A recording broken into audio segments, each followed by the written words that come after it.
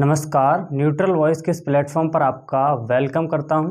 इस प्लेटफॉर्म पर हमारी हमेशा ये कोशिश रहेगी कि एक टेढ़ी मेढ़ी भाषा को आप तक सीधे शब्दों में पहुंचाया जाए। सिटीजनशिप अमेंडमेंट एक्ट यानी सीएए या नागरिकता संशोधन कानून सरकार ने इसे 11 मार्च को ही लागू कर दिया है। आज के इस एपिसोड में इसी पे बात करेंगे कि आखिर सीएए है क्या, सीएए से किसको नागरिकता मिलेगी, क्या सीएए से मुस्लिमों को डरने की जरूरत है, क्या इसके बाद एनआरसी आएगी और देश के कौन से ऐसे इलाके हैं जिनमें सीएए को लागू नहीं किया जाएगा। सीएए के जरिए 31 दिसंबर 2014 से पहले पाकिस्तान, बांग्लादेश, अफगानिस्तान इन 3 देशों से धार्मिक रूप से प्रताड़ित या धर्म के आधार पर जिन्हें सताया गया और वो भारत आ गए, उन्हें नागरिकता दी जाएगी। नागरिकता के लिए गृह मंत्रालय की वेबसाइट पर ऑनलाइन अप्लाई करना पड़ेगा। हिंदू, सिख, ईसाई, बौद्ध, जैन और पारसी इन 6 धर्मों के लोग सिटीजनशिप के लिए अप्लाई कर सकते हैं।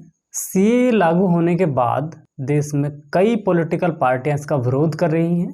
यूपी के डिप्टी सीएम अखिलेश यादव ने ट्वीट कर ये कहा कि जब देश के युवा रोजी रोटी के लिए देश छोड़कर बाहर जा रहे हैं तो बाहर के लोगों को नागरिकता देने से क्या फायदा है। वहीं बंगाल से ममता बनर्जी ने काफी विरोध जताया है और तमिलनाडु के मुख्यमंत्री स्टालिन ने इसे तमिलनाडु में लागू करने से इनकार कर दिया है। अब बात करते हैं देश के उन इलाकों की जहां सीएए लागू नहीं किया जाएगा। उनमें शामिल है त्रिपुरा, मिजोरम, मेघालय और मणिपुर। यहाँ सीएए इसलिए लागू नहीं किया जाएगा क्योंकि यहाँ इनर परमिट चलता है या इनर परमिट यहाँ लागू है। और दूसरी तरफ इंडियन मुस्लिम लीग ने सीएए पर रोक लगाने के लिए सुप्रीम कोर्ट में याचिका दायर की है। सवाल ये भी बनता है कि क्या मुस्लिमों को इससे कोई नुकसान होगा, क्या मुस्लिमों की इससे नागरिकता जाएगी? जनाब नहीं, सीएए कोई नागरिकता छीनने वाला कानून नहीं है। सीएए से सिर्फ गैर शरणार्थियों को, गैर मुस्लिमों को नागरिकता दी जाएगी। सीएए से उन लोगों को नागरिकता दी जाएगी जो पाकिस्तान, अफगानिस्तान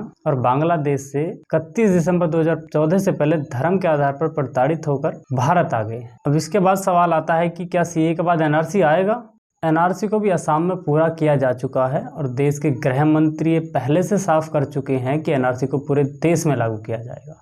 अब यहाँ आपको थोड़े गौर देने की ज़रूरत है कि जब सीएए के जरिए गैर मुस्लिमों को नागरिकता दे दी जाएगी तो बचेगा कौन? हालांकि एनआरसी का किसी धर्म से, किसी जात से कोई लेना देना नहीं है। एनआरसी एक ऐसा कानून है जो देश में अवैध तरीके से रह रहे लोगों को भारत से बाहर निकालने का काम करता है। अब जब सीएए के जरिए गैर मुस्लिमों को नागरिकता मिल चुकी होगी और इसके बाद एनआरसी आएगा तो ये साफ है, आप समझदार हैं, आप समझ सकते हैं कि किन लोगों को देश से बाहर निकाला जाएगा। एनआरसी से बचने के लिए हमें यह साबित करना होगा कि 24 मार्च 1971 से पहले हमारे पूर्वज भारत आ गए थे। आगे की अपडेट्स के लिए हमारे साथ जुड़े रहिए। Thank you for watching.